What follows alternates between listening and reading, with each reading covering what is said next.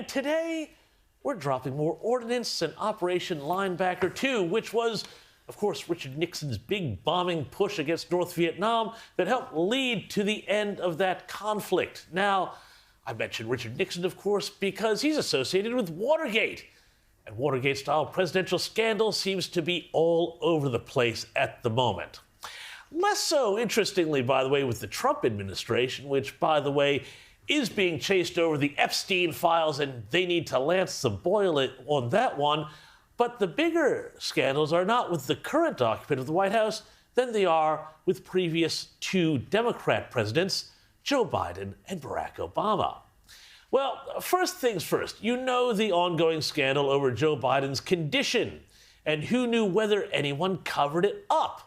Well, there could just be a breakthrough on that front, which I told you about last week. This week, this man, Ron Klain, who was Joe Biden's chief of staff, what a fun job that would have been, testified before the House committee digging into the cover-up. And unlike previous witnesses who I've brought you here, well, those previous witnesses may have taken the Fifth Amendment to protect themselves or others, but Klain apparently talked. Not only did he reveal that Joe Biden's national security advisor, as well as former Secretary of State Hillary Clinton, both said that Biden was not viable to run again in 2024, and also admitted that he was less energetic and had a poor memory, which had been leading itself to, among other things, see Joe Biden regularly mix up names and forget names.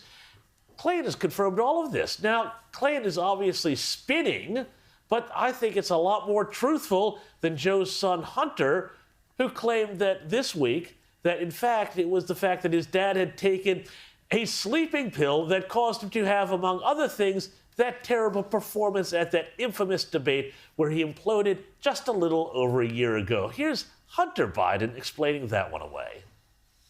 I know exactly what happened in that debate. He flew around the world, basically, the mileage that he could have flown around the world 3 times. Yeah. He's 81 years old. He's tired as shit. They give him Ambien to be able to sleep. He gets up on the stage, and he looks like he's a deer in the headlights.